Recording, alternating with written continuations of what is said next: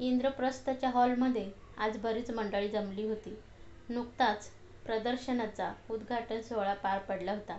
महिला मंडळांच्या सदस्यांनी मोठ्या कल्पकतेने वस्तूंची मांडामांड केली होती. त्यामुळे मूळच्या सुंदर असलेल्या वस्तू जास्तच आकर्षक दिसत होत्या. प्रदर्शन 3 दिवसांसाठी होते. श्याम आणि सर्वेरीनेही पहिल्याच दिवशी प्रदर्शन पाहिले होते. आवडलेल्या 3-4 वस्तूही खरेदी केल्या होत्या. अर्थात त्या वस्तू त्यांना प्रदर्शन संपल्यानंतरच मिळणार होत्या. दुसऱ्या दिवशी दीपक आणि अमित प्रदर्शन पाहण्यासाठी आले होते. दीपक, तू मला इथे घेऊन आलास हे चांगले केले. खरोखर हे प्रदर्शन पाहण्यासारखे आहे.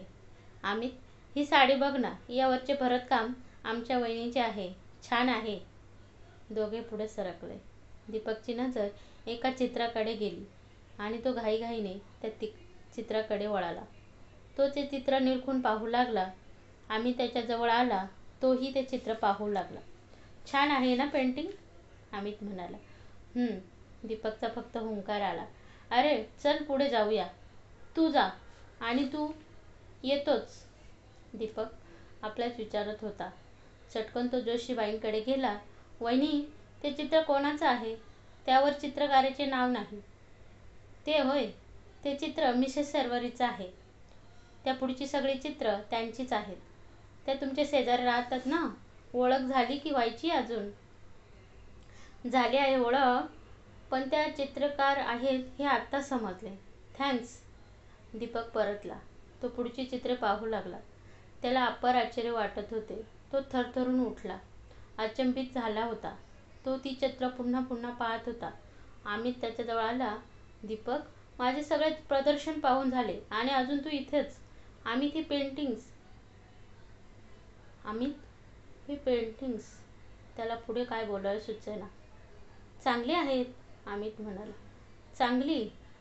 अमित, ही सगळी चित्रे कोण कसे काढू शकेल? अरे, माझा विश्वासच बसेना झाला आहे. पण आश्चर्य वाटण्यासारखे काय आहे त्यात? कोणताही चांगला चित्रकार ही चित्रे काढू शकेल, अमित म्हणाला. ही चित्रे तिने काढलेली आहेत. कोणती? अमितने विचारले. आमच्या शेजारच्या मिसेस सर्वरी. चांगल्या कलाकार आहेत त्या. बरे, चल पुढे बघ. नको, मला नाही आता काही बघायचे. आपण त्यांच्या घरी जाऊया, दीपक म्हणाला. त्यांच्या घरी? कशाला? तू चल तरी. दीपक हॉलच्या बाहेर पडला. झपाट्याने चालू लागला. अमितला दीपकच्या वागण्याचे आश्चर्य वाटू लागले. दीपक, टेक इट इझी यार. असा एक्साइट का झालास तू? अमितच्या बोलण्याकडे दीपकचे लक्ष नव्हते. तो आपल्याच विचारात गुंग होता. दीपक आणि अमित शर्वरीच्या दारासमोर होते. दीपकने बेल दाबली. दार उघडले गेले. दारात त्या दोघांना पाहून शर्वरीला आश्चर्य वाटले. या, आत या. दोघे आत आले. बसा, शर्वरी म्हणाली. दोघे कोचावर बसले. आत्ताचं प्रदर्शन पाहिले? प्रदर्शनात तुमची पेंटिंग्स पाहिली. खूप आवडली आम्हाला. ते सांगण्यासाठी आलोत, अमित म्हणाला. थँक्स, पण तुम्ही? हो, मी अमित, या दीपकचा मित्र. तुम्ही ती चित्रे कशी काय काढलीत? दीपक तिच्याकडे एकटक पाहत म्हणाला. कशी काय काढलीत म्हणजे? त्याचा प्रश्न न समजून शर्वरीने विचारले. कशी म्हणजे कशी? माझ्या कल्पना चोरण्याचा तुम्हाला काय हक्क आहे? दीपकला राग आला होता. तुमची कल्पना? तुमचा काहीतरी गैरसमज होतो आहे. ही चित्रे माझी आहेत, माझ्या कल्पनेची. साफ खोटे. ते शक्य नाही. ती सगळी चित्रे माझी आहेत. हे बघा दीपक, तुम्ही माझ्यावर नसता आरोप करू नका. मी ऐकूनही घेणार नाही. का ऐकून घेणार नाहीत तुम्ही? तुम्हाला ऐकावेच लागेल. तुम्ही चोर आहात. चोरलीत तुम्ही माझी चित्र, माझ्या कल्पना. मुळीच नाही. मी माझ्या कल्पनेने काढली सगळी चित्र. एकेका चित्रासाठी कष्ट घेतलेत. वाटेल ते ऐकून घेणार नाही मी. शर्वरीलाही आता राग आला होता. आम्ही त्या दोघांची बाचाबाची ऐकून स्तंभित झाला होता. आता आपण मध्यस्थी करायला पाहिजे, तो म्हणाला. दीपक, तू शांत हो आधी.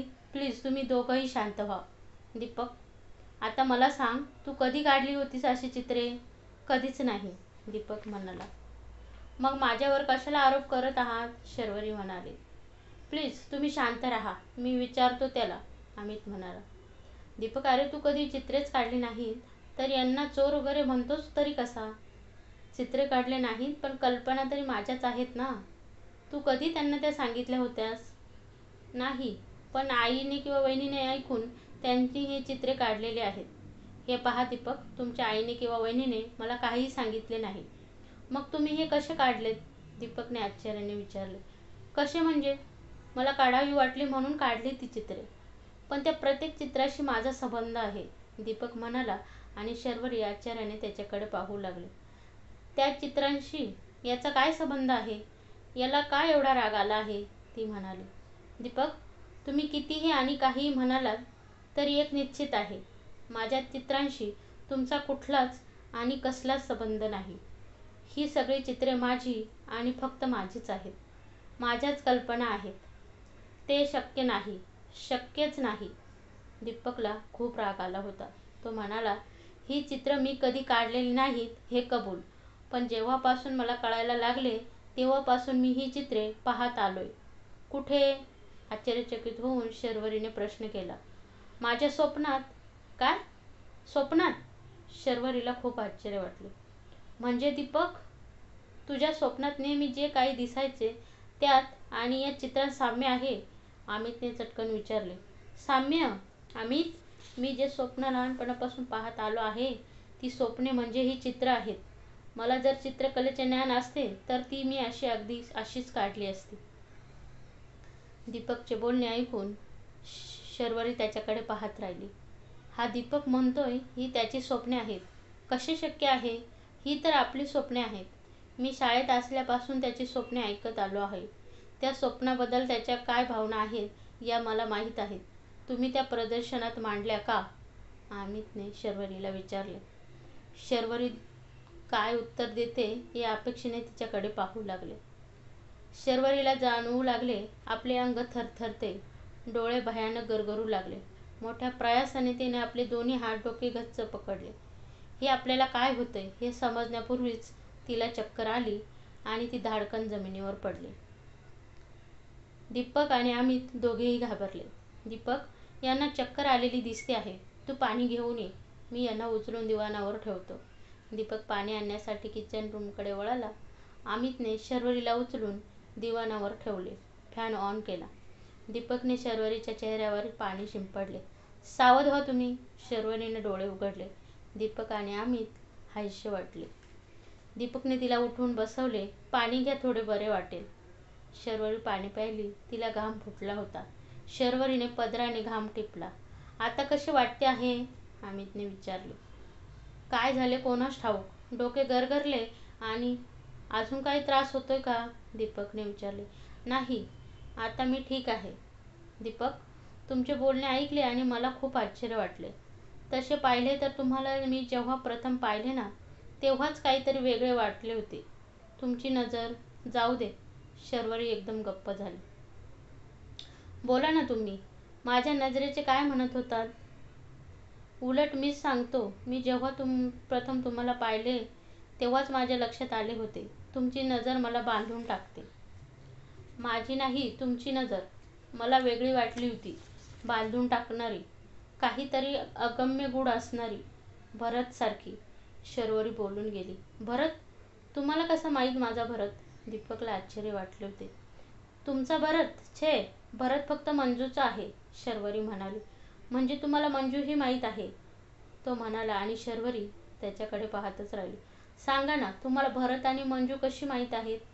दीपक शर्वरीला विचारत होता. माझ्या स्वप्नांनी मला मंजूची आणि भरतची ओळख करून दिली आहे. खरेच तुम्हाला दिसतात मंजू आणि भरत? हं, शर्वरीने होकार दिला. मलाही दिसतात, खूप लहान असल्यापासून. पण तुम्हाला दिसतात म्हटल्यावर आश्चर्य वाटले आहे.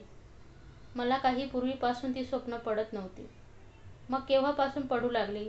उत्सुकतेने दीपकने विचारले. एक्झॅक्टली सांगायचं म्हणजे मी प्रथम तुमच्या घरी आले होते त्या दिवशी मला पहिले ते भयानक स्वप्न पडले. भयानक स्वप्न? कसले स्वप्न? प्लीज सांगा, दीपक म्हणाला. त्या दिवशी स्वप्नात मला एक अकराविकळा साप चावला आणि मी जागी झाले. पण आश्चर्य म्हणजे माझ्या या हाताला खूप वेदना होत होत्या. मी जागे झाले ते हात धरूनच. साप तुम्हाला चावला? असे कसे? साप तर मंजूला चावला आहे. बरोबर आहे तुमचे.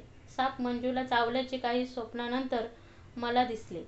पण तोपर्यंत साप मला चावल्याचे मला स्वप्नात दिसत आणि प्रत्येक वेळी त्या वेदना मला होत होत्या. या हातावर इथे तो साप मला स्वप्नात चावायचा. शर्वरीने आपला हात पुढे केला. दीपक पुढे झाला. त्याने शर्वरीचा हात हातात घेतला आणि तो आश्चर्याने म्हणाला, हे काय झाले आहे तुमच्या हाताला? ही माझी जन्मखून आहे.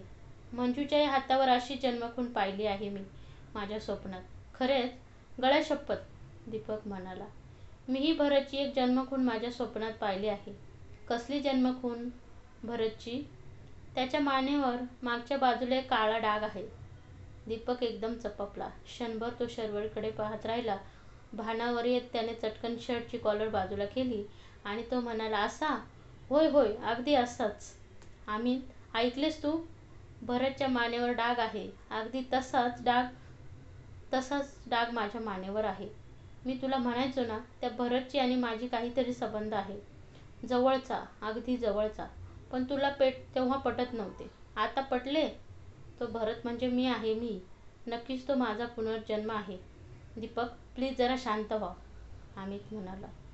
कसा शांत होऊ? अरे कळते आहे तेव्हापासून त्या स्वप्नांचा मी विचार करतो आहे. मलाच का पडतात ती स्वप्न? तो भरत, ती मंजू, त्यांचे नावं, त्यांचे प्रेम, सारं सारं. पण मग ती स्वप्न यांना का पडतात? मंजूच्या हातावरची जन्मखून यांच्या हातावर कशी काय? तुमच्या दोघांच्या काही लक्षात येते आहे का? पण मी समजून चुकलो आहे. मंजू आहात तुम्ही मंजू? छे, तसे काही नाही, शर्वरी घाईघाईने म्हणाली. मग मला सांगा, तुम्हालाच का पडतात ती स्वप्ने? स्वप्नात तो साप तुम्हाला का चावतो? तो तर मंजूला चावला ना, हे माहीत आहे ना तुम्हाला? माहीत आहे, पूर्ण माहिती आहे. पण मी मंजू नाही. तसे नसणार. तसेच आहे. अहो, कित्येकदा मी अमितला सांगितले आहे, स्वप्नातल्या भरतचा आणि माझा संबंध आहे. सांगितले आहे ना रे? होय, तू मला खूप वेळा सांगितले आहेस.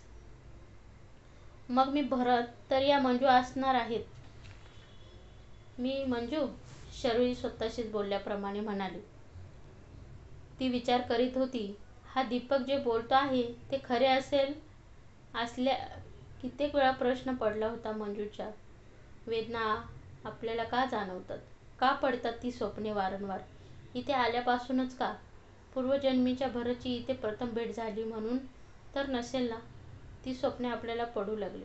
त्या स्वप्नांचा हा असा अर्थ असू शकेल? आपण यापूर्वी कधी त्या दृष्टीने विचारच केलेला नाही. कसला विचार करता आहात तुम्ही? दीपकने शर्वरीला विचारले. शर्वरीने त्याच्याकडे पाहिले. खरेच की हा म्हणतो आहे ते खरे आहे. भरतचा तोंडावळा आणि हा दीपक तेवढे साम्य आहे. आपण फक्त त्याच्या नजरेचा विचार करीत होतो. या दीपकला आपण कधी नीट पाहिले नव्हते. पाहिली होती फक्त त्याची नजर. मग तो म्हणतोय ते खरे असेल तर तो नक्कीच भरत आहे आणि आपण मंजू. म्हणजे त्या विचारांनी तिला धक्का बसला. तुमचा अजूनही विश्वास बसत नाही? दीपकने तिला आजीजीच्या स्वरात विचारले. शर्वरी काहीच बोलली नाही. अमितने दीपकच्या खांद्यावर हात ठेवला आणि तो म्हणाला, दीपक, तुझ्या बोलण्यावर माझा विश्वास आहे. तुला सांगतो, अरे मलाही बऱ्याच वेळा वाटायचे तुझ्या त्या स्वप्नात खूप अर्थ आहे. आज तो समजला. तुला पटले, थँक्स गॉड.